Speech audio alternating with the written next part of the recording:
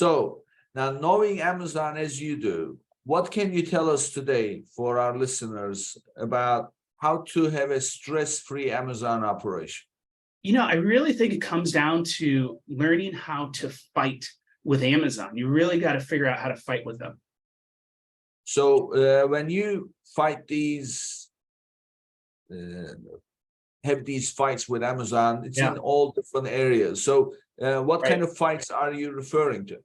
Yeah. So it's interesting. I ran into this. Amazon's a large bureaucratic, system-driven organization. And as entrepreneurs, a lot of times we need to make things happen that are not connected. And so we have to fight. We're used to fighting. We're used to fighting to get that extra call in front of that client, to get that little bit reduced on the product cost. We're always constantly fighting.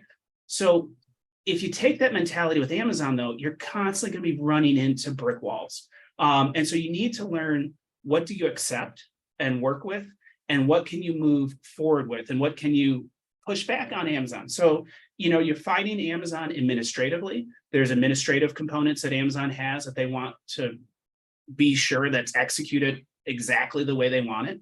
There are fights amongst legitimate, good, above board competition, people who know how to market and people who know how to create content and know how to price, and you're competing with them.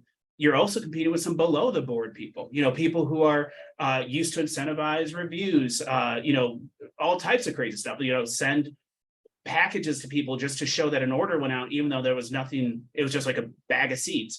So there's all these different types of fights that have to take place on Amazon.